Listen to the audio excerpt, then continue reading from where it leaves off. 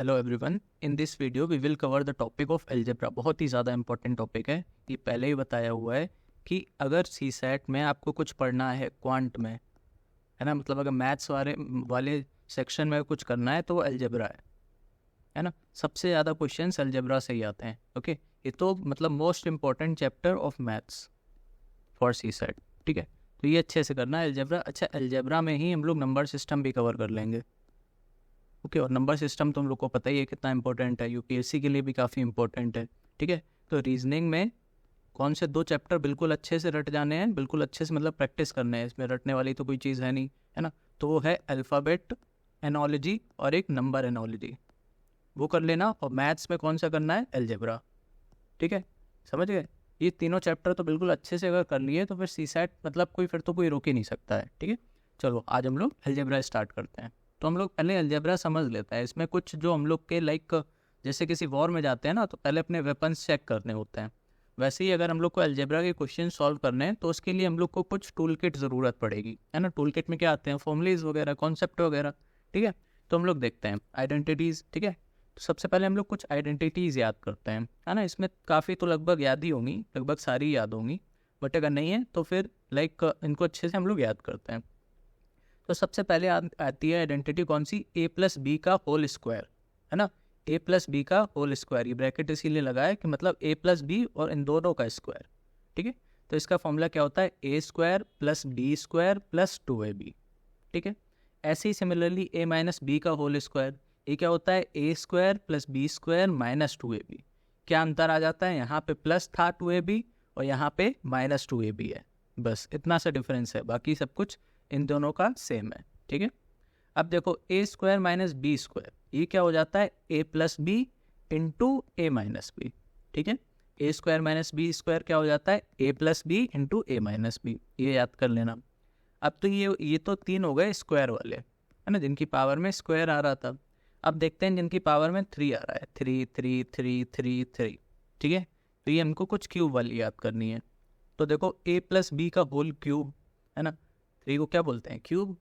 इसका फॉर्मूला क्या हो जाएगा, A cube plus B cube plus 3ab into A plus B. ठीक है, इसमें जब ए प्लस बी होता है, बीच में प्लस होता है और होल क्यूब होता है, तो सब में प्लस आता है। देखो यहाँ भी प्लस है, यहाँ भी प्लस है, यहाँ भी प्लस है, और ए भी प्लस का ही है। ओके, वैसे ही देखो ए माइनस बी का होल क्यूब है तो हर जगह माइनस आ जाएगा। ठीक है, तो देखो A cube minus B cube minus 3ab और इधर ए प्लस बी, है ना, यहाँ पे भी ए माइनस बी होगा। ठीक है, ये गलत लिखा हुआ है, इसको सही कर लेते हैं हम लोग, ए माइनस होगा। ओके, फिर देखो A cube plus B cube, है ना, ए क्यूब प्लस बी क्यूब। अब यहाँ पे होल में नहीं है, मतलब ऐसे क्यूब नहीं है, ए क्यूब ए पे अलग क्यूब है प्लस बी पे अलग क्यूब है, और बाद में उनको ऐड कर दिया है। तो ये क्या हो जाएगा, A plus B into A square plus B square minus A B. ठीक है, यहाँ पे माइनस ए बी है, ये ध्यान देना, यहाँ पे माइनस 2ab नहीं है। ठीक है, ये ध्यान देने वाली बस चीज़ है। वैसे देखो यहाँ पे A cube minus B cube है, तो A minus B into A square plus B square plus A B, यहाँ पे प्लस आ गया है। ठीक है, तो यहाँ पे क्या चेंज आ रहा है, जैसे ए प्लस बी का होल क्यूब निकालना है, यहाँ पे प्लस का निकालना है ना, तो पहला वाला जो ब्रैकेट है उसमें प्लस आएगा और बाद में मतलब ए बी में माइनस आ जाएगा। वैसे ही देखो यहाँ पे पहले वाले में सेम साइन आएगा, माइनस आएगा, बाद वाले में ऑपोजिट आ जाएगा। ऐसे कुछ याद कर सकते हो। ठीक है, तो ये सारे फॉर्मूले याद करने हैं, अगर ये याद नहीं होंगे तो फिर दिक्कत होगी अलजेब्रा में। ओके, और लास्ट है formula A cube plus B cube plus C cube minus 3abc। ठीक है, A cube plus B cube plus C cube minus 3abc, ये तीन नंबर है, मान लो ए बी और सी, उसके लिए है ये A cube plus B cube plus C cube minus 3abc। ये क्या होता है, A plus B plus C into दूसरे ब्रैकेट में क्या आ जाएगा, A square plus B square plus C square minus A B minus B C और माइनस सी ए, ये पूरा एक ही ब्रैकेट है। ठीक है, तो ये होता है। अच्छा, इसमें एक चीज़ और है ना, आगे लिखी है क्या, नहीं लिखी है, तो यहीं पर हम लोग लिख लेते हैं। इसमें अगर a equals to B equals to C हो गया, मतलब अगर जो तीन नंबर हम लोग ने लिए थे ना, ए बी और सी, अगर ये तीनों बराबर हो गए तो फिर इसकी वैल्यू 0 हो जाती है। 0 इफ, ऐसे लिख लो। ओके, 0 हो जाएगी if a is equals to B equals to C हो जाता है। ठीक है, और या तो फिर ऐसे हो जाए a प्लस बी प्लस सी 0 हो जाए, दोनों कंडीशन में ही इसकी वैल्यू 0 हो जाती है, ये याद रखने वाली चीज़ है। ठीक है, अब देखो और कम टूल किट जो हम लोग ने बात करी थी ना अलजेब्रा को करने में, उसमें स्क्वायर्स आते हैं और क्यूब्स आते हैं, ठीक है, ये क्यूब्स हैं। तो इसमें एटलीस्ट जैसे ये 30 तक स्क्वायर दे रखे हैं, बट एटलीस्ट आपको 20 तक तो याद ही होने चाहिए, है ना, बल्कि 25 तक याद होने चाहिए। ओके, अगर ये नहीं है याद तो फिर लाइक अलजेब्रा में, और ख़ासकर जो हम लोग ने बाद में पहले वो पढ़ी थी ना नंबर सीरीज़, जो रीजनिंग में नंबर सीरीज़, उसमें भी ये चीज़ बहुत काम आएगी। अगर आपको स्क्वायर्स और क्यूब्स याद हैं तो नंबर सीरीज़ के क्वेश्चन सॉल्व करने में बिल्कुल 2-2 सेकंड लगते हैं। अगर नहीं है याद तो फिर तो होएगा ही नहीं, ठीक है, स्ट्राइक ही नहीं करेगा ये किसका स्क्वायर है। ओके, तो स्क्वायर याद कर लो, एटलीस्ट 20 तक तो कर ही लो, वैसे प्रेफरेबल है 25 तक कर लो, बट अगर अभी तक नहीं किए हैं तो एटलीस्ट 20 तक कर लो। ओके, और क्यूब 1 से 20 तक, इसमें तो कोई छोटी नहीं है ना, 20 तक तो करने ही करने हैं। बट अगर आपने अभी तक नहीं किए हैं तो शायद ना कर पाओ इतने याद, तो एटलीस्ट 10 तक तो कर ही लो, 1 से 10 तक क्यूब कर लो और 1 से 20 तक स्क्वायर कर लो अगर अभी तक नहीं किए हैं, ठीक है। और क्या हो सकता है ना। अच्छा, फैक्टर्स के बारे में भी कुछ पढ़ लेते हैं, है ना। फैक्टर्स क्या होता है ये हम लोग ने LCM HCF में पढ़ा हुआ है ऑलरेडी, है ना, तो वो नहीं समझाएंगे यहाँ पे कि फैक्टर क्या होता है। ओके, बट स्टिल अगर आपको समझना है तो ऐसे देख लो, जैसे मान लो 8 के आपको फैक्टर लिखने हैं, तो 8 किस किस की टेबल में आता है वो लिखना है कुल मिला के, ठीक है। तो 8 किस किस के में आएगा, 1 के में आएगा, 2 के में भी आएगा, 3 के में आएगा, 8 नहीं आएगा, 4 के में आएगा और 8 अपने खुद के में आएगा। तो ये 1 2 4 8 ये सारे फैक्टर्स हो गए 8 के, ठीक है। तो वही हमें निकालना है। ओके, अब उसमें कुछ ऐसे पूछ लेता है जैसे आपको कोई नंबर दे देगा और पूछ लेगा इसके कितने नंबर ऑफ फैक्टर्स हैं, है ना, नंबर्स में बात कर लेगा, या तो ऐसे बोल देगा इसके मतलब फैक्टर्स का प्रोडक्ट बताओ, सारे फैक्टर्स का प्रोडक्ट। तो वो कुछ उसके फॉर्मूलेज होते हैं, ठीक है, तो वो हम लोग देखते हैं। एक तो देखो number of factors of perfect square हमेशा ऑड होता है, ठीक है, मतलब जितने भी नंबर ऑफ परफेक्ट स्क्वायर होगा उसके जितने भी फैक्टर्स होंगे वो हमेशा ऑड आते हैं, ठीक है। जैसे कि आप मान लो परफेक्ट स्क्वायर कौन सा है, कोई सा भी ले लो, मान लो 81 है, जैसे 9 स्क्वायर होता है ना 81, तो 81 एक परफेक्ट स्क्वायर है, तो 81 के जितने भी फैक्टर्स आएंगे ना वो हमेशा ऑड आएंगे, है ना। वैसे ही देखो 64, इसके भी हमेशा ऑड आएंगे नंबर ऑफ फैक्टर्स। तो पहली चीज़ तो यही याद रख लो, number of factors perfect square कितने होंगे, हमेशा ऑड होंगे, है ना, और जो परफेक्ट स्क्वायर नहीं है उनके इवन होंगे, ठीक। पहली चीज़ ये हो गई। दूसरी चीज़ क्या है, इससे क्वेश्चन भी आया हुआ है ना, देखो ये हम लोग ने करा भी था, है ना, नंबर सिस्टम में शायद किया हुआ था रीजनिंग वाले पार्ट में।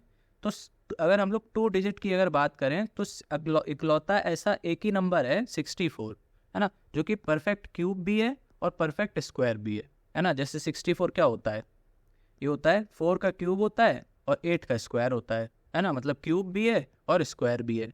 तो इकलौता नंबर है ये 2 डिजिट का 64, है ना। वैसे ही अगर 3 डिजिट में बात करें तो 729, ये इकलौता 3 डिजिट का नंबर है जो परफेक्ट क्यूब भी है और परफेक्ट स्क्वायर भी है, ठीक है। ये याद रखना, ये दोनों नंबर याद रखना। अगर जैसे आप क्वेश्चन आ जाता है 729 पे जैसे आया था क्वेश्चन रीजनिंग में PVIQ में, ये हम लोग ने करा हुआ है, तो अगर नहीं पता था तो फिर उस क्वेश्चन को हम लोग सॉल्व कर ही ना पाते, अगर पता था तो फिर 2 सेकंड का क्वेश्चन था, ठीक है, तो ये याद कर लेना। अब अगर हमको नंबर ऑफ फैक्टर्स निकालने को आ जाता है ना, इस पे क्वेश्चंस आते हैं, है ना, अभी हम लोग आगे देखेंगे ना क्वेश्चन PYQ देखेंगे तब देखेंगे कितने क्वेश्चंस आए हैं इस पे नंबर ऑफ फैक्टर्स।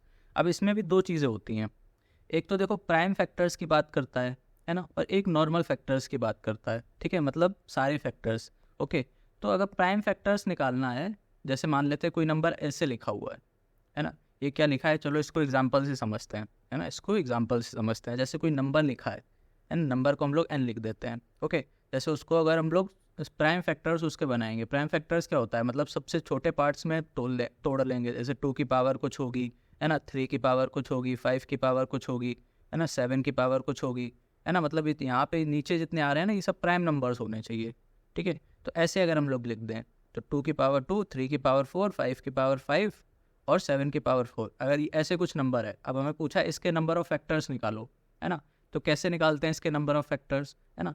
तो इसके नंबर ऑफ फैक्टर्स निकालने के लिए कुछ नहीं करना होता है, ये जो ऊपर पावर्स लिखी है ना, बस जैसे 2 4 5 4, इन पे ध्यान देना है, बस इन सब में 1 1 ऐड कर देना है और उन सबको मल्टीप्लाई कर देना है, ठीक है।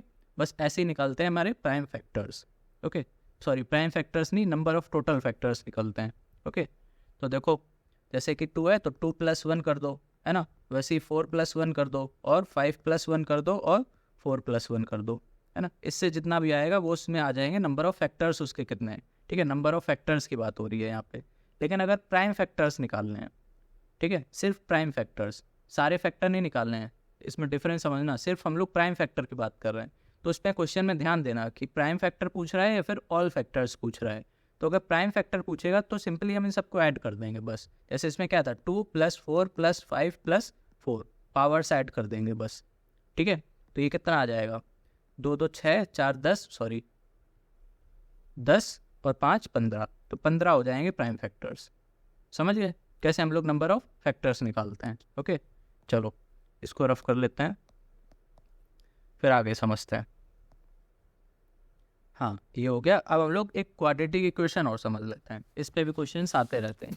ओके इस पे भी कौन से क्वेश्चंस आते हैं, इसके जो रूट्स होते हैं है ना, रूट्स वाले, उस पे क्वेश्चंस ज़्यादा आते हैं। ओके वैसे भी हमको पता होना चाहिए कि क्वाड्रेटिक इक्वेशन को सॉल्व कैसे करते हैं, है ना, क्योंकि इसमें लाइक सिंप्लीफिकेशन वाले जो क्वेश्चन आ जाते हैं, फैक्टराइजेशन वाले आ जाते हैं, तो अगर ये क्वाड्रेटिक इक्वेशन सॉल्व करनी नहीं आती है तो फिर बहुत मुश्किल हो जाएगी। ठीक है तो सबसे पहले तो यही समझो क्वाड्रेटिक इक्वेशन होती क्या है। ऐसी कोई इक्वेशन जिसमें हाईएस्ट पावर 2 हो, ठीक है, ऐसी कोई इक्वेशन जिसमें हाईएस्ट पावर 2 हो उसको हम लोग बोलते हैं क्वाड्रेटिक। ओके अगर हाईएस्ट पावर 3 हो जाए तो उसको क्यूबिक इक्वेशन बोल देंगे। ठीक है अब जैसे सपोज कर लो ये एक इक्वेशन है ना, ये हम लोग ने अपने मन से मान ली है, वैसे तो ये स्टैंडर्ड है, मतलब स्टैंडर्ड क्वाड्रेटिक इक्वेशन यही है ना, ax² + bx + c = 0, है ना, ऐसे कुछ है। इसमें ये x है, ये अननोन है ना, मतलब ये क्या है, वेरिएबल है ये। ठीक है इसी की वैल्यू हम लोग को निकालनी होती है, और ये जो a b और c है ये कोई कांस्टेंट है, ये नंबर्स हैं मतलब। ठीक है a b c कुछ भी हो सकता है, नंबर हैं ये, बट x वेरिएबल है। ठीक है तो x की पावर देखो यहाँ पे हाईएस्ट क्या है, यहाँ पे 2 है, यहाँ पे 1 है, और यहाँ पे x की पावर 0 होगी, है ना, तो हाईएस्ट पावर क्या है 2 है, इस वजह से ही क्वाड्रेटिक इक्वेशन हो गई है।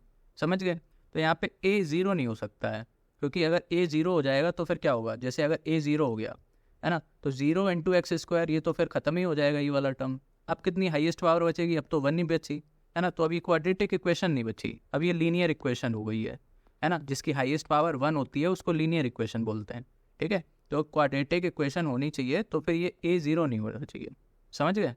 तो ये अभी तक क्वाड्रेटिक इक्वेशन समझी।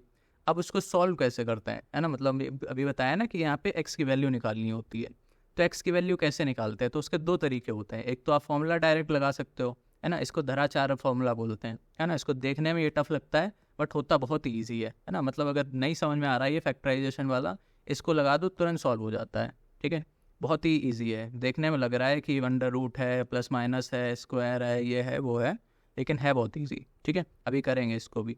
पहले हम लोग प्राइम फैक्टराइजेशन मेथड देख लेते हैं।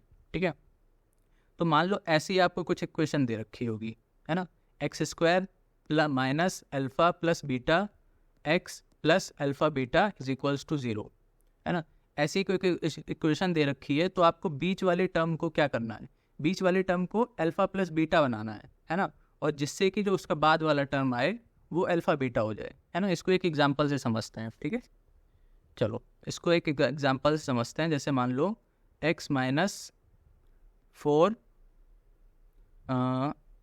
x मान लो, ठीक है, x - 4x + 2 नहीं +4 ही करो। ओके ये इक्वेशन है, मान लो ये एक क्वाड्रेटिक इक्वेशन है = 0।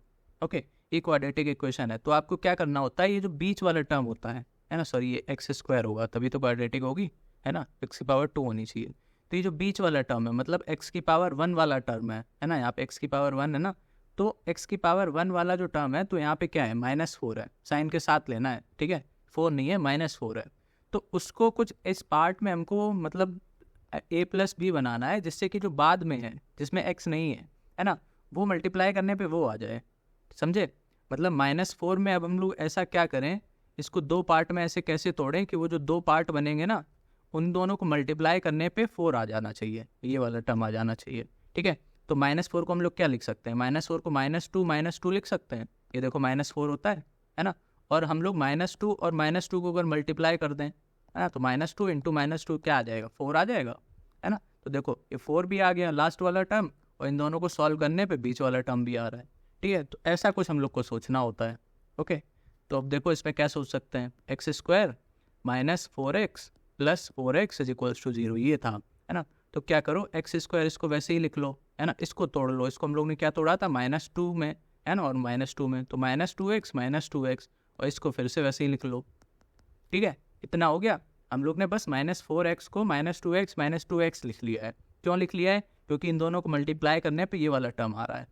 ओके, एक्स पे नहीं ध्यान देना है, सिर्फ -2 मल्टीप्लाई करने पे ये बाद वाला टर्म आना चाहिए। ठीक है, इतना कर लिया। अब पहले दो टर्म में देखो कुछ कॉमन मिल रहा हो, है ना, क्या कॉमन मिलेगा यहाँ पे? एक्स कॉमन मिल जाएगा। ठीक है, तो एक्स कॉमन मिल गया, तो यहाँ से अंदर क्या बचेगा? x-2 बचेगा। अब यहाँ से भी दूसरे वाले में भी देख लो क्या कॉमन मिल रहा है, यहाँ से भी 2 कॉमन मिल रहा है ना, तो यहाँ पे भी अंदर बच जाएगा x-2, है ना। अब इन दोनों टर्म में देखो ये दो टर्म हो गए ना, इसमें x-2 आ रहा है, इसमें भी x-2 आ रहा है, तो x-2 फिर से कॉमन ले लो, तो अंदर क्या बच जाएगा? ये x और -2 बच जाएगा, x-2, है ना, इक्वल टू 0 चल ही रहा है। ओके, तो ये आ गया, है ना। इसको और क्या लिख सकते हो? जैसे यहाँ पे भी x-2 है, यहाँ पे भी x-2 है, तो x-2 का whole square is equals to 0। ठीक है, तो ये हो गई हमारी सॉल्व। ऐसे करते हैं हम लोग क्वाड्रेटिक इक्वेशन को सॉल्व। वही यहाँ पे मेथड लिखा हुआ है कि जो बीच वाला टर्म है उसको कुछ अल्फा प्लस बीटा के फॉर्म में लिखो, है ना, ताकि जो मल्टीप्लाई करने पे अल्फा बीटा आ जाए, है ना। वही लिखा हुआ है कि यहाँ पे ऐड हो और यहाँ पे मल्टीप्लाई हो। ठीक है, फिर यहाँ पे वही किया है कि कॉमन ले लिया है ना, फिर लास्ट में ये आ गया है। तो लास्ट में जब ये आता है, ये जैसे जब हम लोग सॉल्व करके लाते हैं, तो अब इसमें क्या करूँ?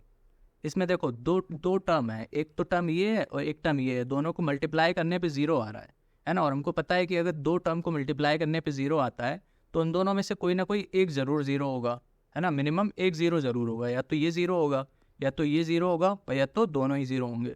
ठीक है, तो इसमें हम लोग क्या करते हैं, इन दोनों को एक एक बार करके 0 रख देते हैं। जैसे कि एक बार x माइनस अल्फ़ा को 0 रख दो, है ना, और एक बार x माइनस बीटा को 0 रख दो, है ना।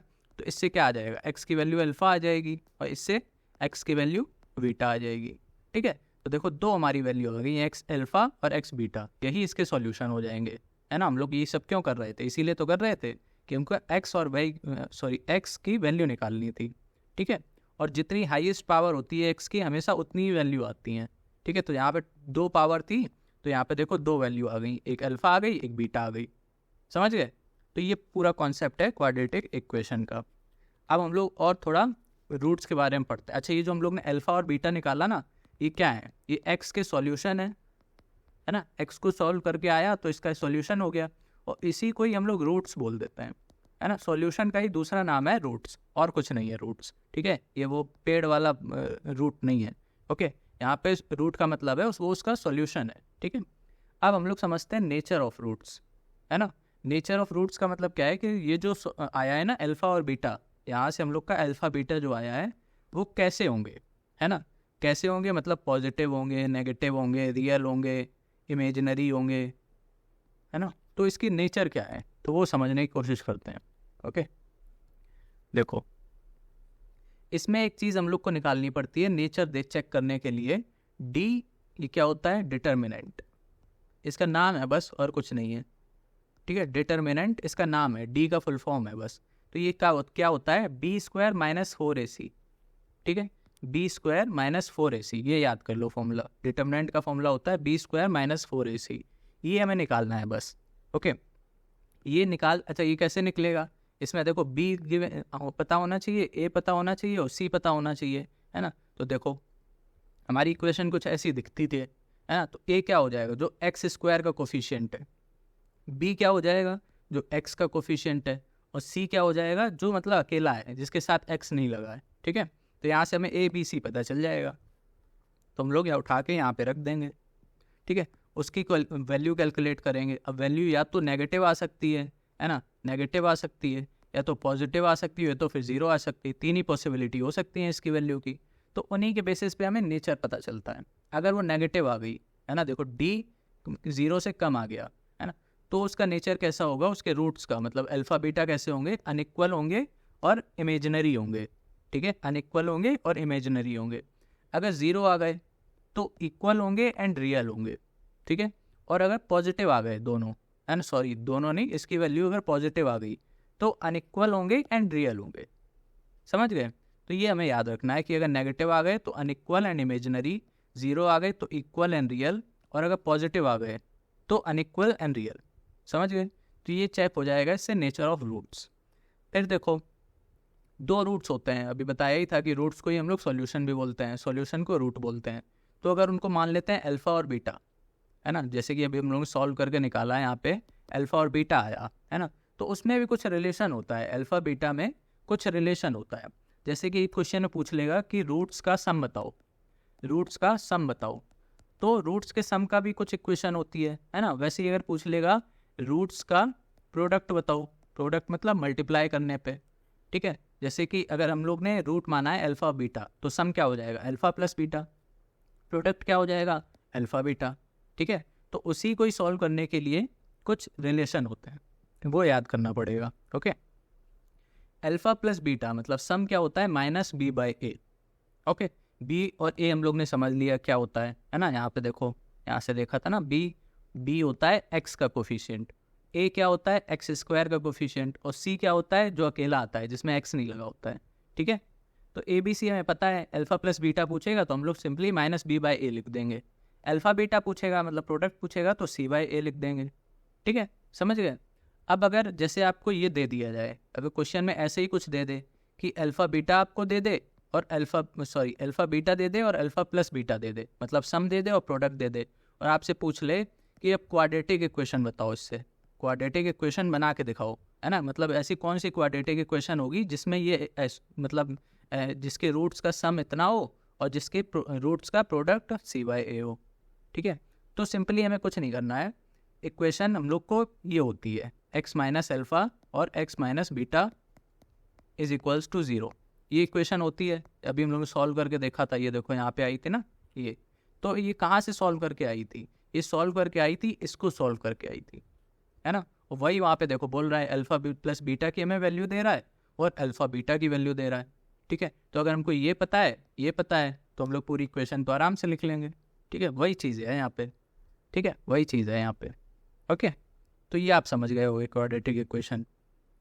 अब ऐसे ही क्यूबिक में हो जाता है ना। क्यूबिक का बताया है कि हाईएस्ट पावर 3 होता है, इससे अभी तक क्वेश्चन आया नहीं है ना।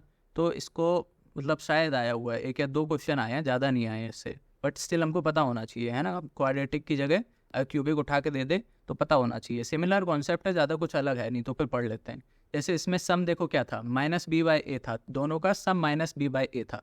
वैसे यहाँ पे 3 हो जाएंगे, है ना, रूट 3 हो जाएंगे। अभी हमने बताया था जितनी हाईएस्ट पावर होती है उतने ही रूट्स आते हैं, तो वहाँ पे 2 थी तो वहाँ पे 2 रूट आए थे, अल्फ़ा और बीटा। अब यहाँ पे क्यूबिक है, 3 है, तो यहाँ पे एक हो गामा और आ जाएगा, ठीक है। तो बस वही है, तीनों का sum minus B by A और तीनों का product C by A. Okay, तो वही हो गया यहाँ पे, product C by A, sum minus B by A. Okay, बस एक वैल्यू यहाँ पे और बढ़ जाती है और बाकी सब सेम रहता है। ओके, अब देखो, अब कुछ क्वेश्चंस ये नंबर सिस्टम का पार्ट है ना। मतलब ऐसे पूछ लेता है, कुछ फ्रैक्शन दे देगा, जैसे 3/4, 5/6, 7/2, है ना, 7 इसको लिख लो 8 लिख लो, है ना, और दे देगा 9/10। इसमें कंपेयर बता देगा कि इनको असेंडिंग ऑर्डर में अरेंज करो, है ना, इस तरह से दे देगा। और या तो फिर ऐसे दे देता है कि 9 की पावर 2, है ना, और फिर 9 की पावर 1, ये तो चलो ईजी हो गया, 8 की पावर 2, 7 की पावर 3, है ना, इस टाइप के नंबर्स दे देगा पावर्स वाले, और पूछ लेगा कि अब इनको असेंडिंग ऑर्डर में करो। या तो फिर ऐसे दे देता है, जैसे 2 की पावर 1/2, फिर 2 की पावर 1/3, 3 की पावर 1/2, अब इनको अरेंज करो, है ना। तो ये इसको हम लोग ईजिली नहीं कर सकते हैं, क्योंकि 2 की पावर 1/3 हमें क्या पता कितना होता है। ओके, तो इस केसेस में कैसे असेंडिंग डिसेंडिंग डिसाइड करते हैं, है ना, तो वो पढ़ते हैं। सबसे पहले तो देखो, पावर सेम करो, है ना, मतलब पावर अगर चेक करो कि जैसे अगर मान लो 2 की पावर 6 है, 3 की पावर 6 है, 7 की पावर 6 है और 8 की पावर 6 है, ऐसा अगर कुछ आ जाए जिसमें पावर सेम हो, है ना, वही लिखा है व्हेन पावर इज सेम, ठीक है। तो फिर उनके बेस चेक करो, है ना, बेस पे ही डिपेंड कर जाएगा, जो मतलब जिसका सबसे छोटा बेस होगा वो सबसे छोटा नंबर हो जाएगा। जैसे इसमें देखो सबसे छोटा बेस कौन सा है, ये वाला है, तो सबसे छोटा ये हो जाएगा, फिर ये हो जाएगा, फिर ये हो जाएगा, और फिर ये सबसे बड़ा ये हो जाएगा, ठीक है, समझ गए। तो अगर पावर सेम हो तो फिर बेस चेक करो, लेकिन अगर बेस सेम है तो फिर पावर चेक करो, ठीक है। जैसे कि बेस अगर सेम है, जैसे 2 की पावर 3, 2 की पावर 5, 2 की पावर 7, अब इसमें देखो बेस सबका सेम है बट पावर अलग अलग है, ठीक है। तो जितनी छोटी पावर उतना छोटा नंबर, है ना, ये तो वैसे भी ऑब्वियस है, ठीक है। तो ये दोनों चीज़ हमको समझ आ गई। जब पावर सेम हो तो फिर बेस चेक करो, बेस सेम हो तो पावर चेक करो। ओके, अब अगर दोनों ही डिफरेंट हो, है ना, या तो फिर ऐसे देखो base and power both are greater, है ना, जैसे कि समझ लो 2 की पावर 6 हो और 3 की पावर 7 हो, इन दोनों को हमें कंपेयर करना है ना। तो देखो बाय बेस भी इसका बड़ा है, इस वाले का बेस भी बड़ा है 3 है, और पावर भी देखो बड़ी है ना। तो मतलब बेस भी इसका बड़ा है, पावर भी इसकी बड़ी है, तो फिर नंबर ऑब्वियसली यही होगा। ठीक है, तो ये ऑब्वियस हो गया, ये वाला ऑब्वियस वाला केस हो गया। अब अगर इन तीनों में से कोई भी केस ना हो, है ना, तो फिर हम लोग को बनाना पड़ेगा, इन तीनों में से एक केस इसी तरह से बनाना पड़ेगा ताकि हम कंपेयर कर सकें। ठीक है, मतलब अगर कुछ भी सेम ना हो, ना पावर सेम हो ना बेस सेम हो, ओके, और ना ही बिल्कुल ऑब्वियस हो, तो हम लोग क्या करेंगे, बेस को सेम बनाने की कोशिश भी कर सकते हैं और पावर को भी सेम बनाने की कोशिश कर सकते हैं। वो डिपेंड करेगा फिर क्वेश्चन में कैसा क्वेश्चन दिया है। ठीक है, जैसे कि अगर सेम फैमिली के नंबर हों, है ना, सेम फैमिली का मतलब क्या है कि अगर इस तरह के नंबर हों, जैसे कि 8 की पावर 2, है ना, और फिर 16 की पावर 3 और 132, है ना, 132 होता है, कितना होता है 120 की पावर 1 हो, है ना, और फिर 64 की पावर 9 हो, इस टाइप के नंबर हो। तो अब इसमें बेस देखो 8 है, 8 को हम लोग क्या लिख सकते हैं, 2 की पावर 3 लिख सकते हैं। वैसे ही 16 को क्या लिख सकते हैं, 2 की पावर 4, 120 को क्या लिख सकते हैं, 2 की पावर 6, है ना, और 64 को हम लोग क्या लिख सकते हैं, मतलब इसको लिख सकते हैं 8 की पावर 2, और 8 को हम लोग लिख सकते हैं 2 की पावर 3, है ना, तो 2 की पावर 6 हो गया, और ये यहाँ पे 8 होगा शायद, है ना। तो मतलब देखो सबको हम लोग बेस में सब में 2 2 2 आ रहा है, तो ये 2 वाली फैमिली के नंबर हो गए। ठीक है, मतलब 2 की पावर 1, 2 की पावर 2, 2 की पावर 3, 2 की पावर 4, ऐसे लेके जितने भी नंबर आएंगे वो सारे 2 फैमिली के होते हैं। ऐसे ही हम लोग 3 फैमिली के लिख सकते हैं, 3 की पावर 1, 3 की पावर 2, 3 की पावर 3, 3 की पावर 4, 3 की पावर 5, है ना। तो ये सारे नंबर क्या हो जाएंगे, सब 3 के फैमिली के हो जाएंगे। तो जब एक ही फैमिली के नंबर दिए हों तो हम लोग बेस सेम बना लेंगे। ठीक है, जैसे 64 की पावर 2 दिया है ना, और 2 की पावर मान लो 10 दिया है, इसमें हमें कंपेयर करना है। तो इसमें हमें पता है 64 2 की फैमिली का है। ठीक है, तो इसको उसी में ही लिख लो।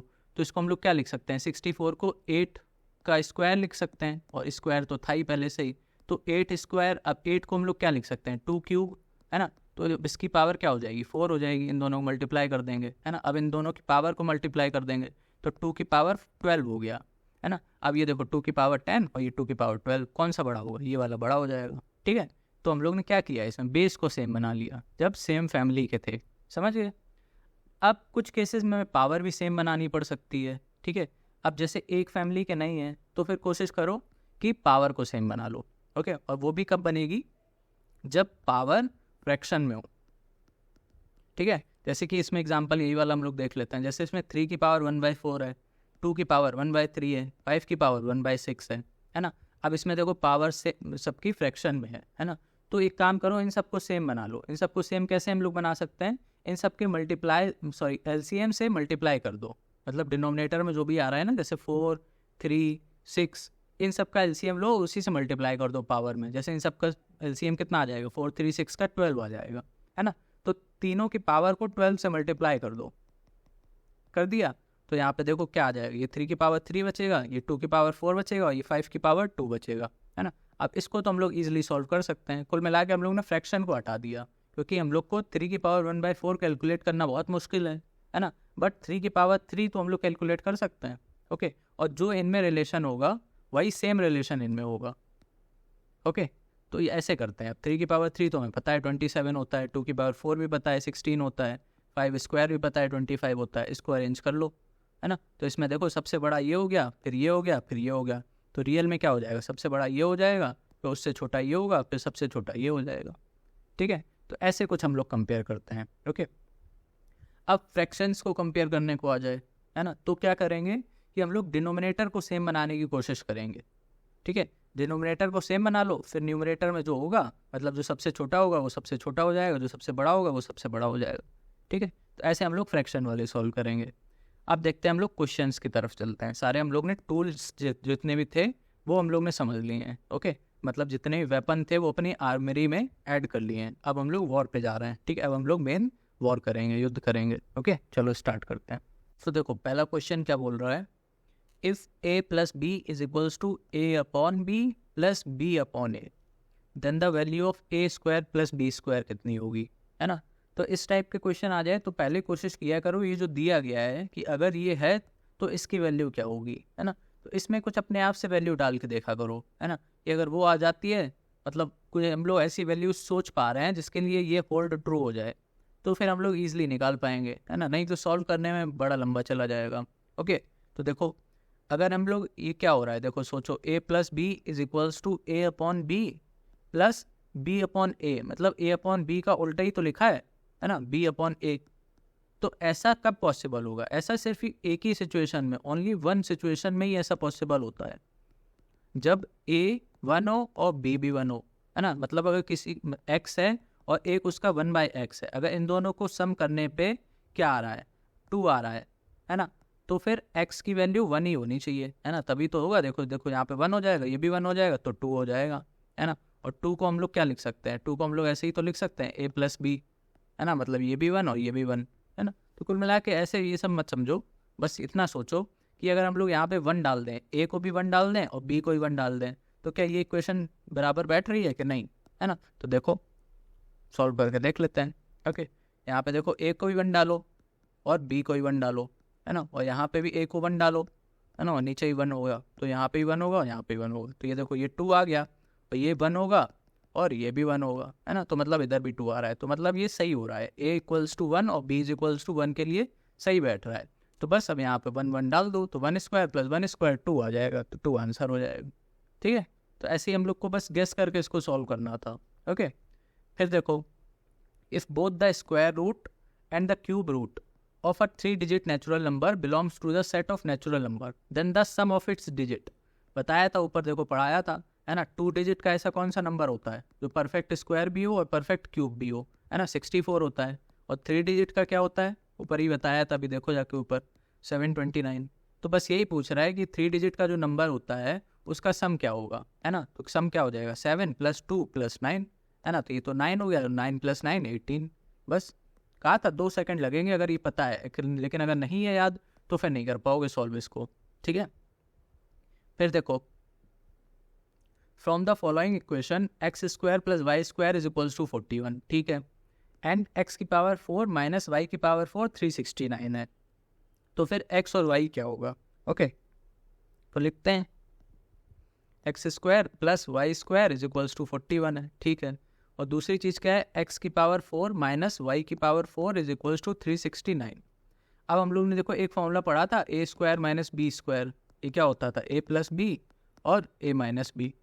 तो वही हम लोग यहाँ पे लगा देते हैं। इसको हम लोग क्या लिख सकते हैं, एक्स स्क्वायर का स्क्वायर लिख सकते हैं, है ना, और इसको क्या लिख सकते हैं, वाई स्क्वायर का स्क्वायर लिख सकते हैं, है ना, और ये है 369। तो देखो वही वाली चीज़ बन गई यहाँ पे, a square minus B square, है ना। तो बस वही कर दो, a plus B into a minus B, है ना, और ये 369 है।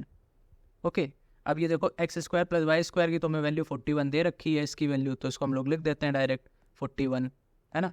और पूछा क्या है हमसे, एक्स और वाई की वैल्यू पूछा है, मतलब इसको हम लोग ऐसे ही लिखा रहने देते हैं, एक्स स्क्वायर, सॉरी यहाँ पे माइनस आएगा, माइनस वाई स्क्वायर, इसको हम लोग ने एज इट इज़ लिख दिया है। ओके, और इधर है ये 369, इसको सॉल्व करो, X square minus Y square, ये हो जाएगा 369 को 41 से डिवाइड करोगे तो कितना आएगा, लगभग 9 टाइम्स जाना चाहिए, है ना। तो देख लो 41 × 9 करोगे तो यहाँ पे 9 आ जाएगा, यहाँ पे 36, है ना, तो 369, तो ये 9 आ जाएगा। ओके, अब देखो अगर आपको ये पता है और ये पता है, इन दोनों को ऐड कर दो, है ना, X square plus Y square is equals to 41 है, और X square minus Y square, हाँ ठीक है, और ये 9 है। तो इन दोनों को ऐड करोगे आप तो ये वाई स्क्वायर से माइनस वाई स्क्वायर कट जाएगा, ये कितना आ जाएगा 2x स्क्वायर, और इधर कितना आ जाएगा 50 आ जाएगा, है ना। तो एक्स स्क्वायर क्या आ जाएगा 25, है ना, एक्स स्क्वायर 25 आ गया, तो एक्स क्या आ जाएगा +-5, है ना। अब x की वैल्यू आ गई है, इसको किसी भी एक इक्वेशन में रख दो, तो ये हमें छोटी लग रही थी इसी में हम लोग रख देते हैं, है ना। तो +-5 का स्क्वायर कितना हो जाएगा 25, minus Y square is equals to 9 था, है ना। तो 9 को इधर ले आओ, y को उधर भेज दो, 25 minus 9 is equals to Y square, ये 16 हो जाएगा, है ना। तो 16 क्या हो जाएगा, y +-4, है ना। तो +-5 और +-4 आ गया, है ना। तो देखो कहाँ है, ए वाले में है।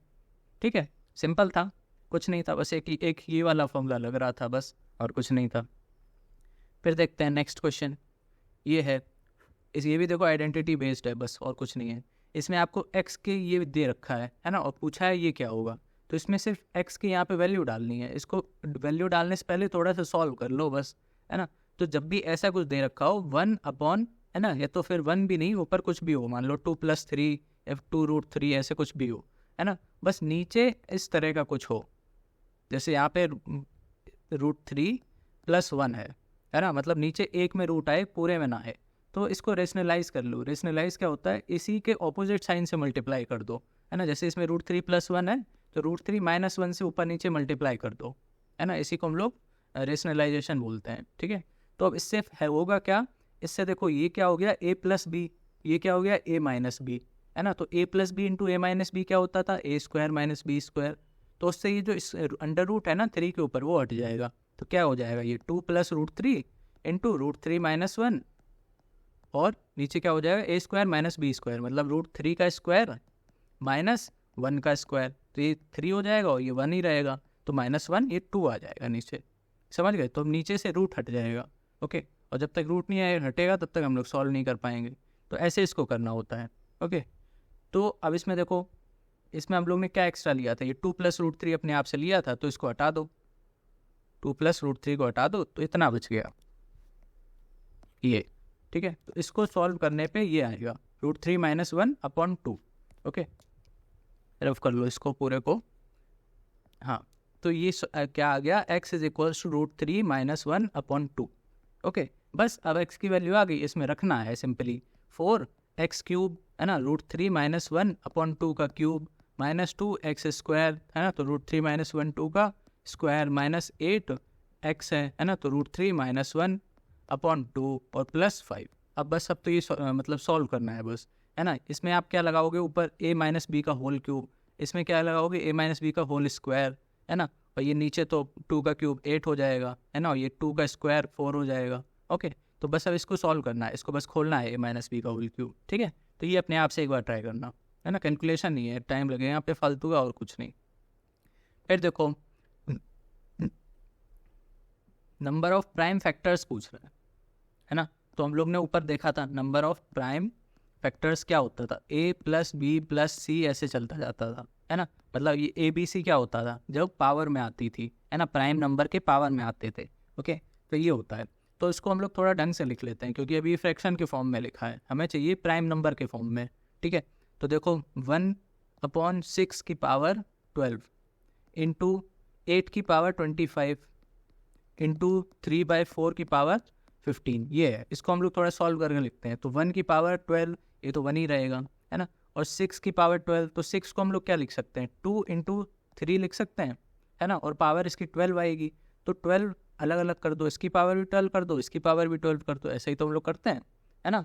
फिर देखो यहाँ पे 8 है, 8 को हम लोग क्या लिख सकते हैं, 2 का क्यूब, है ना, क्योंकि हम लोग को प्राइम नंबर्स के फॉर्म में लिखना है। इसी वजह से हम लोग ने 6 को भी तोड़ दिया और 8 को भी तोड़ दिया, है ना। 6 को हम लोग ने देखो 2 और 3 के फॉर्म में लिख दिया है, और 2 और 3 प्राइम नंबर हैं। ठीक है, तो सबको हम लोग को प्राइम नंबर के फॉर्म में लिखना है। 8 को भी देखो 2 के फॉर्म में लिख दिया है। ठीक है, तो ये हो जाएगा 2 की पावर 3, और पावर में 25 और है, तो 3 × 25 कर देंगे, 75 हो जाएगी। ओके, फिर इंटू ये देखो 3 तो ऑलरेडी प्राइम नंबर है, बस 4 को हमें चेंज करना पड़ेगा। 4 को क्या लिख सकते हैं, 2 की पावर 2 लिख सकते हैं। ठीक है, तो 3 तो वैसे का वैसा हो गया, इसकी पावर 15 थी, अपॉन 4 को हमने 2 स्क्वायर लिख दिया है ना। यहाँ पे स्क्वायर आ गया और 15 पहले से थी, तो 2 × 15 30। ठीक है, अब बस इसको सॉल्व कर लो। जैसे देखो यहाँ पे पावर 12 है ना, यहाँ पे पावर 75 है, यहाँ पे पावर 30 है। तो 2 की पावर 75, और जो नीचे होता है ऊपर जाता है तो माइनस में हो जाती है पावर, तो -12 और इसकी -30, है ना। फिर इंटू 3, यहाँ पे कितना था 15, और यहाँ पे कितनी है 12, तो -12। ठीक है, अब इसको सॉल्व करो। 75 में से 30 गया, कितना बचा 45, और 45 में 12 और चला गया। ओके, तो बचेगा 32, नहीं 33 बचेगा। 45 में से 12 जाएगा, हाँ 33 बचेगा। तो 2 की पावर 33 बचा, इंटू 3 की पावर यहाँ पे कितना बचेगा 3, है ना। अब ये A हो गया और ये B हो गया, जो स्टार्टिंग में बताया था ना, सबकी पावर्स को बस ऐड कर देना है। ठीक है। तो ये ए हो गया और ये बी ए हो गया, तो क्या हो गया 33 + 3 36 आ गया, 36 आंसर हो जाएगा। ठीक है, ऐसे करना था, बस इसको प्राइम नंबर में चेंज करना था पावर्स में, और कुछ नहीं। ओके, फिर देखो ये अच्छा क्वेश्चन है ना, इजी भी है। मतलब इस टाइप का क्वेश्चन अगर आपने पहले किया हुआ है तो फिर तुरंत स्ट्राइक हो जाएगा कि हाँ इस मेथड से करना है, लेकिन अगर नहीं किया है तो फिर टाइम लग जाएगा। इसमें देखो क्या होता है, जैसे यहाँ पे x का कोफिशिएंट देखो, x का कोफिशिएंट यहाँ पे देखो क्या है, x का कोफिशिएंट 131 है, और दूसरी इक्वेशन वही मतलब y का है ना, और यहाँ पे देखो x का 217 है, वही यहाँ पे y का हो गया। समझ रहे हो? तो ऐसा जब पैटर्न मिले कि यहाँ पे जो x का है वो यहाँ पे y का है, और जो यहाँ पे x का है वो यहाँ पे y का है, ठीक है, यहाँ पे कुछ उससे हमें मतलब नहीं है, ठीक है, बस इनके कोफिशिएंट आपस में एक्सचेंज हो जाएं। तो ऐसे केस में हम लोग क्या करते हैं, दोनों इक्वेशन को ऐड कर देते हैं। ठीक है, देखो 131x + 217y = 827। ओके, और दूसरी क्या है 217x + 131y = 913। इन दोनों को ऐड कर दो, उससे क्या होगा, यहाँ पे भी देखो 131 + 216 ऐड होगा, और यहाँ पे भी वही ऐड होगा, है ना। तो x और y से हम लोग वो चीज़ बाहर ले सकते हैं। ठीक है, तो देखो यहाँ पे क्या आएगा, 8 आएगा, यहाँ पे 4 आएगा, और यहाँ पे 3 आएगा, और यहाँ पे x आएगा, है ना, और सिमिलर यहाँ पे आ जाएगा। समझ गए? तो अब हम लोग इससे 348 और 348 कॉमन ले सकते हैं, इस वजह से हम लोग ने ये किया, है ना। अब यहाँ पे भी ऐड करो तो 7 और 3 कितना हो जाएगा, 10, 1 कैरी जाएगा, फिर यहाँ पे 4 आ जाएगा, और यहाँ पे 17 आ जाएगा। ठीक है, ये आ गया। अब देखो इसमें 348 कॉमन ले लो, है ना, तो 3 4 8, अंदर क्या बचेगा x + y, और ये हो जाएगा 1740। ओके, अब इसको इधर भेजोगे तो 348 में से 1740 कर रहे हो तो इंटू लगभग 5 टाइम्स जाना चाहिए, चेक कर लो, इंटू 5 करो तो 8, वैसे भी देखो यहाँ पे 8 है और यहाँ पे 0 है, तो यहाँ से 8 में कौन सी टेबल में मतलब क्या मल्टीप्लाई करें 0 आ जाए, तो इंटू 5 ही करने पे आ सकता है ना। तो यहाँ पे x + 5 5 हो जाएगा, एक बार चेक भी कर लो, कोई दिक्कत नहीं है। 8 5 = 40, है ना, 4 कैरी जाएगा और ये हो जाएगा 24, 2 कैरी हो जाएगा, 5 3 = 15 और 2 17, 1740 आ गया। तो यहाँ पे हमारा ये बन गया x + y = 5। ओके, फिर देखो, चलो इसको लिख लेते हैं x + y = 5, बाकी को हटा देते हैं। समझ गए ना, मतलब कैसे करना है, प्लस किया है बस दोनों को, तो हमारे पास क्या आ गया, प्लस करने पे x + y = 5। अब दूसरी बार में क्या करना है, इन्हीं दोनों इक्वेशन को माइनस कर देना, एक बार प्लस किया, अब एक बार माइनस कर दो, 131x + 217y = अच्छा एक काम करो, जैसे इसमें 913 है बड़ा है ना, 827 बड़ा है, सॉरी छोटा है, तो इसमें से ये माइनस कर दो, है ना, तो ऊपर वाली बड़ी वाली हम लोग ऊपर लिख लेते हैं, + 131y = 913, और ये है 827, है ना। बस हम लोग ने इसको पहले इसलिए लिखा है क्योंकि 913 बड़ा था। अब इसमें माइनस कर दो, है ना, तो देखो 13 में से 7 जाएगा, 6 बचेगा, फिर 11 है, उधर 1 दिया था तो 10 में से 2 गया, 8 बचा, है ना, और इधर ये हो गया, हाँ 86 बचा सिर्फ इधर। अब इधर माइनस करेंगे तो देखो क्या आएगा, इसको माइनस जब करोगे तो नेगेटिव आएगा, क्योंकि यहाँ पे 131 बड़ा है ना, तो 217 - 131 करो तो ये 6 हो गया, और 21 में से 13 गए, ये 8 बचेगा, 86। ठीक है, तो ये 86y आ जाएगा, लेकिन माइनस का, है ना, क्योंकि 131 छोटा है। अब यहाँ पे भी देखो वही आएगा 86, है ना, लेकिन यहाँ पे प्लस का आएगा, 86x प्लस का आएगा और = है। ओके, तो इसमें तो देखो साफ साफ दिख रहा है x - y = 1 है, 86 से 86 काट दो, है ना, तो x - y = 1 बचा। अब देखो ये दो कितनी ईजी इक्वेशन है ना, इसको सॉल्व करने पे हम लोग वैल्यू नहीं निकाल सकते हैं क्या, आराम से निकाल लेंगे, है ना। ये तो वैसे भी दिख रहा है, x को 3 रख दो, y को 2 रख दो, है ना, तो 3 - 2 1 हो जाएगा, और 3 + 2 5 हो जाएगा, है ना, तो 3 और 2 आंसर हो जाएगा बी वाला। ठीक है, समझ गए? ठीक है, तो समझिए इस टाइप के क्वेश्चन कैसे करते हैं। वैसे आप करोगे तो फिर बहुत लंबी लंबी वैल्यूज़ आएंगी, है ना, तो इस वजह से ऐसे हम लोग करते हैं इसको। फिर देखो एक क्वेश्चन ये है, अब हम लोग 2021 पे आ गए, है ना। देखो a + b + c = 3 है ना, तो अगर इसमें हम लोग कुछ ऐसी वैल्यू डाल दें जैसे 3 आ जाए, a को 1 डाल दो, b को 1 डाल दो, c को 1 डाल दो, है ना, तो 3 आ जाएगा, है ना। तो इसमें भी हम लोग वही काम करते हैं, क्या दिक्कत है, नहीं कर सकते क्या, बिल्कुल कर सकते हैं, है ना। तो इसकी हमें वैल्यू निकालनी है। तो ए को देखो 1 डालोगे तो ये तो 0 हो जाएगा, इसमें 1 डालोगे तो ये भी 0 हो जाएगा, इसमें 1 डालोगे ये भी 0 हो जाएगा, है ना, इसमें 1 डालोगे ये भी 0 हो जाएगा, इसमें 1 डालोगे, है ना, तो ये भी 0 हो जाएगा, और इसमें 1 डालोगे तो ये भी 0 हो जाएगा। तो आंसर देखो 0 ही आ जाएगा। सिंपल था ये तो, है ना। फिर देखो, what will be the minimum value of x for which number this is completely divisible by 17, है ना, ये पूरा डिविजिबल हो जाए 17 से। तो कुल मिला के ऐसा कह रहे हैं कि 17 से पूरा डिविजिबल हो जाए 3 into x plus 63 plus 640। Okay, ये बोलने की कोशिश कर रहे हैं। तो इसमें देखो क्या कर सकते हैं, एक्स की हमें क्या बतानी है, मिनिमम वैल्यू बतानी है ना।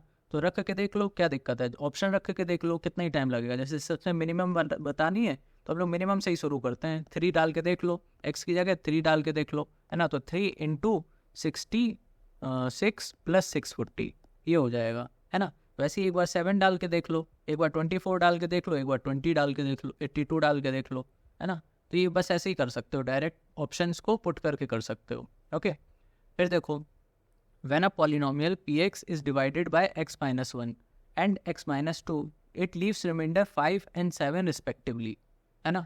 what is the remainder when px is divided by x minus 1 and x minus 2?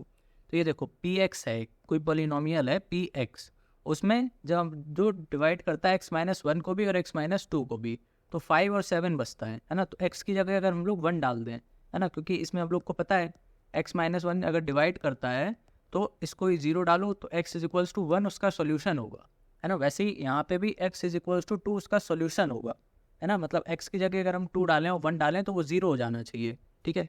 ये पॉलिनोमियल का मतलब होता है, ठीक है। तो p की जगह 1 डालो तो रिमाइंडर कितना बच रहा है 5, ओके, और p की जगह 2 डालो तो रिमाइंडर कितना बच रहा है 7। तो हमें बताना है कि रिमाइंडर क्या होगा जब उसको डिवाइड करेंगे x माइनस 1 और x माइनस 2 से, ठीक है। तो देखो सॉल्व कर लेते हैं। ओके, तो अगर इसको हम डालेंगे तो देखो क्या बन जाएगा। जैसे अगर px को अगर हमें ये एक मल्टीपल है उसका, है ना, अगर ये डिवाइड कर रहा है तो इसका मतलब है वो मल्टीपल है ना। तो इसको हम लोग मान लेते हैं कोई एक और पॉलिनोमियल है qx, उसमें ये मल्टीप्लाई हो रहा है x माइनस 1 और x माइनस 2, है ना। उसके बाद कुछ ये रिमाइंडर छोड़ेगा, है ना। रिमाइंडर भी हम लोग कुछ पॉलिनोमियल के फॉर्म में ही मानना पड़ेगा। तो उसको हम लोग मान लेते हैं ax प्लस b, है ना। ऐसे कुछ हम लोग मान लेते हैं ये रिमाइंडर ax प्लस b। ओके, अब इसमें कुछ नहीं करना है, एक बार इसमें x की जगह 1 डालो, है ना, और एक बार 2 डाल के देख लो, ठीक है। तो देखो x की जगह अगर 1 डालेंगे, है ना, p1 इक्वल्स टू, अगर इसमें देखो x की जगह 1 डालेंगे तो ये तो 0 हो जाएगा, अगर ये 0 हो जाएगा तो ये पूरा भी 0 हो जाएगा, है ना। तो फिर क्या बचेगा, सिर्फ ये बचेगा और x की जगह में 1 डालना है, ठीक है। तो a प्लस b 1 आ गया, ये आ गया है, ओके। और इसकी वैल्यू p1 की वैल्यू कितनी थी 5, है ना। तो p1 को 5 लिख दो, ठीक है। तो क्या आ गया, a plus b is equals to 5 आ गया। अब एक बार 2 डालो, है ना, तो p2 इज इक्वल्स टू, इसमें देखो 2 डालोगे तो ये पूरा 0 हो जाएगा, है ना। और यहाँ पे x की जगह 2 डालो तो 2a प्लस b हो जाएगा, ठीक है। और p2 है हमारा 7 है, यहाँ से देखो, ठीक है। तो 2a प्लस b क्या आ गया, ये 7 आ गया है। तो ये 2 इक्वेशन आ गई हैं, इसको थोड़ा सॉल्व करके देखो, है ना। हाँ, इसको सॉल्व करना पड़ेगा क्योंकि हमें ax प्लस b की वैल्यू निकालनी है, ओके। तो इसमें देखो कुछ, हाँ चलो सॉल्व ही कर लेते हैं, दोनों को माइनस कर दो, है ना। इस वाली से मतलब ये सेकंड है और ये फर्स्ट है, इसको 2 में से 1 माइनस कर दो, है ना। तो 2a, b तो b पूरा कट जाएगा, 2a माइनस a बचेगा, है ना। इधर क्या हो जाएगा, 7 माइनस 5 2 हो जाएगा, है ना। तो b कितना हो जाएगा, 3 हो जाएगा, ठीक है। तो अब इसकी वैल्यू क्या आ जाएगी, ax है तो 2x प्लस 3, 2x प्लस 3 आ गई, ठीक है। तो 2x प्लस 3 कहाँ है, ये रहा, डी ऑप्शन है, ठीक है। तो ऐसे इसको करना था। अब देखो, how many numbers from 1 to 100 are there each of which is not exactly divisible by 4 but also 4 as a digit, ठीक है। मतलब 4 से जो डिवाइड भी हो और 4 उसमें आना भी चाहिए, ऐसे कितने 1 से 100 तक हैं, है ना। तो इस टाइप के क्वेश्चन में ज़्यादा टाइम लगता नहीं है, लिख के कर लिया करो, ठीक है। सारे 4 के मल्टीपल लिख लो 1 से 100 तक पहले, है ना। तो देखो 4 हो गया, फिर क्या होगा 8 होगा, है ना। लेकिन हमें चाहिए क्या जिसमें 4 डिजिट भी आता हो, है ना। तो हम लोग ऐसे लिखें ही ना, है ना, बार बार, नहीं तो फिर बाद में हटाना पड़ेगा, फालतू मेहनत करेंगे। तो देखो पहला होगा 14, फिर क्या, सॉरी 4 होगा, फिर 14 होगा, है ना। लेकिन 14 उसमें आता नहीं है, मतलब 4 से डिवाइड होता नहीं है, तो ये हट जाएगा, है ना। फिर कौन सा आएगा, देखो 24 आएगा, ये होता है, ठीक है। फिर 34 आएगा, ये नहीं होता है ना, तो इसको भी हटा दो। फिर देखो 44 आएगा, ये होता है ना, तो फिर आएगा 54 आएगा, और 54 नहीं होता है। तो हम लोग क्या देख रहे हैं कि देखो ये 4 आया, फिर 24 आया, फिर 44 आया, तो नेक्स्ट क्या आएगा, 64 आएगा, फिर 84 आएगा, है ना, यही तो आएगा। फिर 104 आएगा, तो लेकिन 104 ऊपर निकल गया 100 के, तो ये हट जाएगा। ठीक है, तो एक तो ये हो गए। अब 40 वाली लाइन भी चेक कर लो, 40, 41, 42, 43, 44, 45, 46, 47, 48 और 49, है ना। तो इसमें देखो हम लोग ऑलरेडी 44 तो लिख चुके हैं, तो इसको तो पहले हटा दो। अब एक नंबर ये आएगा, है ना, जो डिवाइड होगा 4 से, और एक ही आएगा।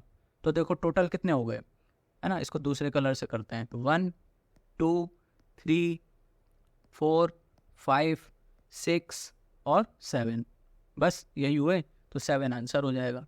ठीक है, कितना ही टाइम लगा, 1 मिनट लगा मुश्किल से।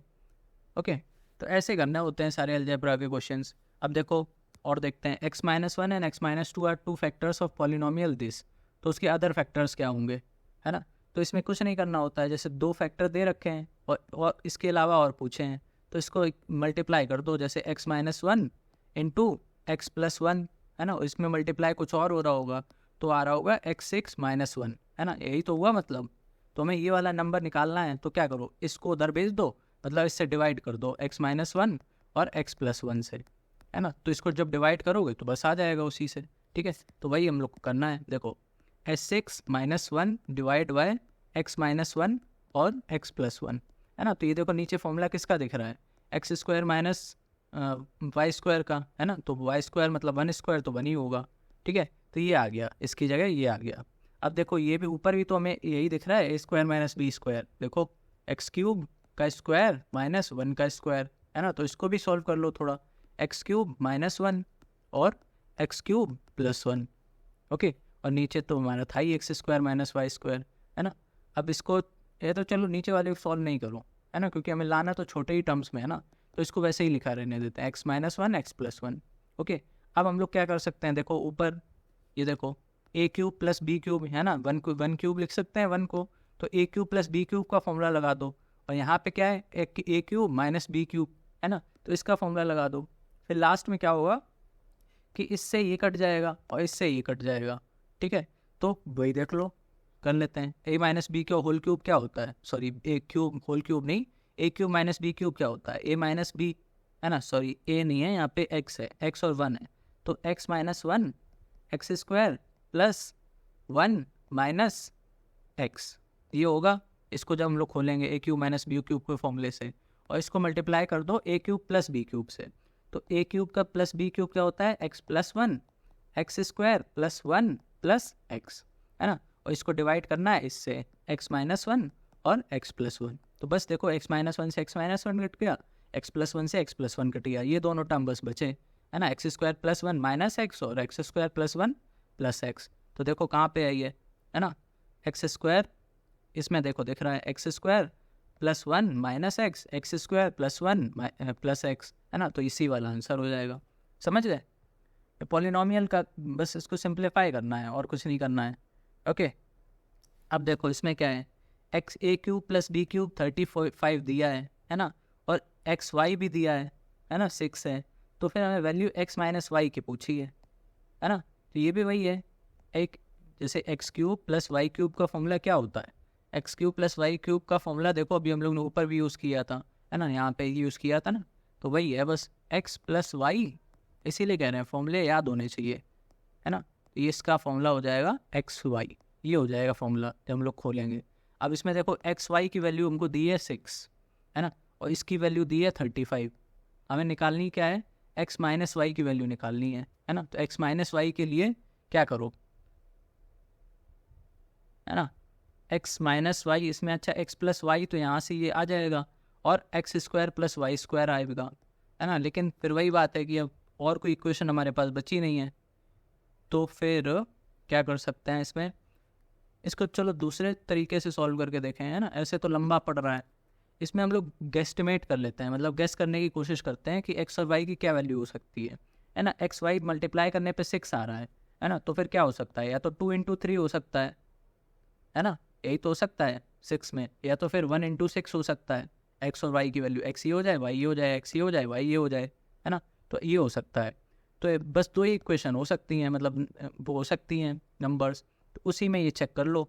एक्स को एक बार 2 रख लो और वाई को 3 रख के देख लो, तो 2 का क्यूब प्लस वाई का क्यूब, तो 2 का क्यूब क्या होता है, सॉरी यहाँ पे 3 का क्यूब, है ना। तो 2 का क्यूब होता है 8 और 3 का होता है 27, तो इसमें देखो 35 आ रहा है, ठीक है। तो एक्स हमारा हो जाएगा 2 और वाई हो जाएगा 3। बस अब तो सिंपल है, एक्स माइनस वाई निकालना है, तो ये 3 माइनस 2 क्या हो जाएगा, 1 हो जाएगा, ठीक है। तो ऐसे भी कर लिया करो, लंबी लंबी कैलकुलेशन से बच जाते हैं कभी कभी। अब ये एज वाले 2-3 क्वेश्चन और कर लेते हैं, बाकी फिर लाइक सेम ही टाइप के हैं। इसमें भी देखो आपको सॉल्व करना है बस, है ना। इन सब में देखो सॉल्व करना है, ये भी देखो सॉल्व करना है, ये भी सॉल्व करना है, सॉल्व करना है, सॉल्व सॉल्व, ठीक है। तो ये वाले एक क्वेश्चन करके देख लेते हैं एज वाले।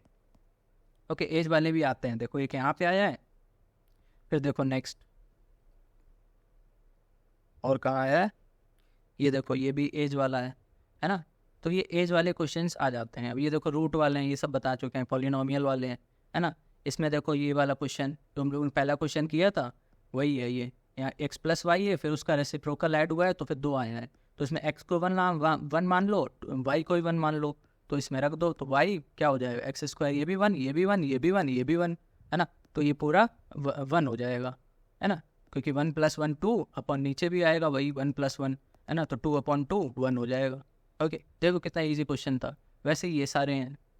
ओके, ये देखो फिर से एज का आ गया, ठीक है। तो एज का हम लोग एक क्वेश्चन, अच्छा ये देखो असेंडिंग ऑर्डर में, ये बताया था कॉन्सेप्ट में कि जब बेस सेम हो, है ना, पावर सेम हो, तब क्या करते हैं, तो वही कॉन्सेप्ट इसमें लगा देंगे। ओके, चलो हम लोग एज वाला समझते हैं, बाकी के एज एक हम लोग सॉल्व कर लेंगे, है ना। उसी टाइप से आपको बाकी के सॉल्व करने हैं, तो अच्छे से प्रैक्टिस भी हो जाएगी। ओके, देखो age of the father is twice that of the sum of the age of his 2 sons, है ना। इसमें क्या किया करो, प्रेजेंट एज को एक्स और वाई मान लिया करो, है ना। जैसे ये फादर की दी है, ये सन की दी है ना, और सन 2 सन है, 2 सन्स, है ना। तो कुछ वाई और जेड मान लो, है ना। ये सन हो गए और ये फादर हो गए, ये प्रेजेंट एज हो गई, है ना। अब अगर पूछे कि 8 साल पहले, 8 साल अगो, 8 ईयर्स अगो, ऐसे कुछ बोले, है ना, तो इनकी कितनी हो जाएगी, x - 8 हो जाएगी, है ना। और बच्चों की कितनी हो जाएगी, y - 8 और z - 8। लेकिन अगर बोले फ्यूचर में, है ना, 8 ईयर्स आफ्टर, ऐसे कुछ बोले, है ना, तो फिर क्या करो, x + 8 कर दो और y + 8 कर दो, z + 8 कर दो, बस यही कॉन्सेप्ट है।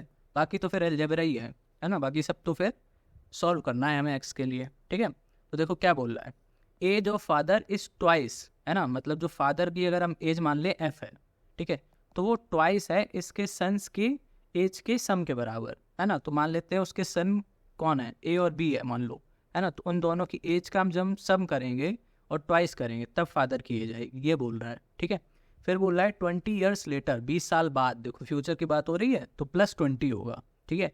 The age of father will become the sum of ages of his 2 sons, है ना, तो बराबर हो जाएगी। तो 20 साल बाद फादर की एज कितनी हो जाएगी, f + 20। अब कितनी हो जाती है, अब इन दोनों के सन के एज के सम के बराबर हो जाती है। पहले ट्वाइस थी, अब ट्वाइस नहीं है, सिर्फ सम बचा है, ठीक है। तो a की एज कितनी हो जाएगी, a + 20, है ना, और b की कितनी हो जाएगी, b + 20, है ना। तो इन दोनों की सम करना था बस। अब देखो 2 इक्वेशन बन गई, है ना, तो इसको सॉल्व करना है, तो हमें प्रेजेंट एज ऑफ फादर बतानी है, मतलब f की वैल्यू बतानी है, ठीक है।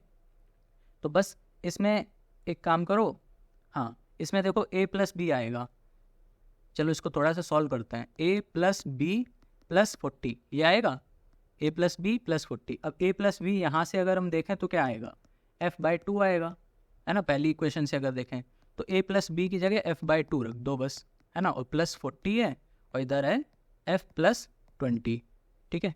अब देखो f वाले को उधर ले जाओ, 20 को उधर ले जाओ, ठीक है। तो f - f/2 = 20 हो जाएगा, 40 - 20 20, ये हो जाएगा f/2 = 20। तो f क्या हो गया, 40 आ गया, ठीक है। यही हो जाएगी एज, 40 आंसर, समझ गए। तो यहाँ पे अलजेब्रा ही होता है, ये पूरा क्या है, अलजेब्रा ही तो है, हमने सॉल्व किया है। बस एज वाली चीज़ याद रखनी है कि कैसे लेनी है, फ्यूचर है, पास्ट है, तो वो कैसे लेनी है, ठीक है। तो बाकी अब आप एज वाले करना, है ना, और बाकी ये सिंप्लीफिकेशन वाले हैं। अब जैसे कि ये क्वेश्चन देखो हम लोग ऑलरेडी इस टाइप का कर चुके हैं 4 वाले में, ठीक है। तो बार बार वही चीज़ कराना कोई मतलब नहीं है, इससे अच्छा है आप खुद से प्रैक्टिस करो, तो ज़्यादा अच्छे से समझ में आएंगी चीज़ें। बाकी कुछ ना आए तो फिर टेलीग्राम पे बता ही देना, है ना, हम तो फिर बता ही देंगे बाद में। ओके, चलो अच्छे से करो, हैप्पी रिवीजन, और फिर मिलते हैं नेक्स्ट टॉपिक में।